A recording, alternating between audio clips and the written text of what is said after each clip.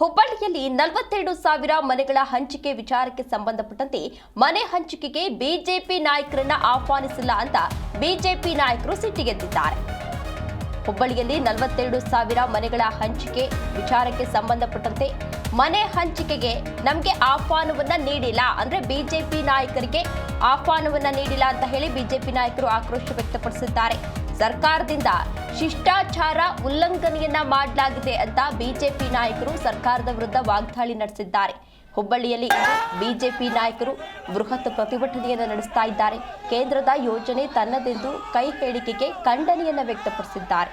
42,000 ಮನೆ ಹಂಚಿಕೆಯಲ್ಲಿ ಕೇಂದ್ರದ ಪಾಲು ಕೂಡ ಇದೆ, ಆದರೆ ಬಿಜೆಪಿ ನಾಯಕರನ್ನೇ ಆಹ್ವಾನಿಸಿಲ್ಲ ಅಂತ ಹೇಳಿ ಆಕ್ರೋಶವನ್ನು ವ್ಯಕ್ತಪಡಿಸುತ್ತಿದ್ದಾರೆ. ಸೃಷ್ಟಿಯಾಗಿದೆ. ಯಾಕಂತಂದ್ರೆ ಸರ್ಕಾರದ ಯೋಜನೆಗಳನ್ನ ಬುದ್ಧಿ ಪೂಜೆ ಮಾಡಲಿಕ್ಕೆ ನಗರ ಸೃಷ್ಟಿಯಾಗಿದೆ. ಯಾಕಂತಂದ್ರೆ ಸರ್ಕಾರದ ಯೋಜನೆಗಳನ್ನ ಬುದ್ಧಿ ಪೂಜೆ ಮಾಡಲಿಕ್ಕೆ ನಗರ 2.5 ಲಕ್ಷ ರೂಪಾಯಿ ಇಲ್ಲಿದೆ ಆಗುತ್ತೆ. ಇನ್ನು ಉಳಿದಂತದನ್ನ ರಾಜ್ಯ ಸರ್ಕಾರ ಆಗ್ತದೆ, ಇಲ್ಲ ಅದನ್ನ ಬ್ಯಾಂಕ್ ನಲ್ಲಿ ಲೋನ್ ಮಾಡಿಕೊಡುವಂತ ಪ್ರಯತ್ನ ಕೂಡ ಮಾಡುವಂತದ್ದು ಆಗ್ತದೆ.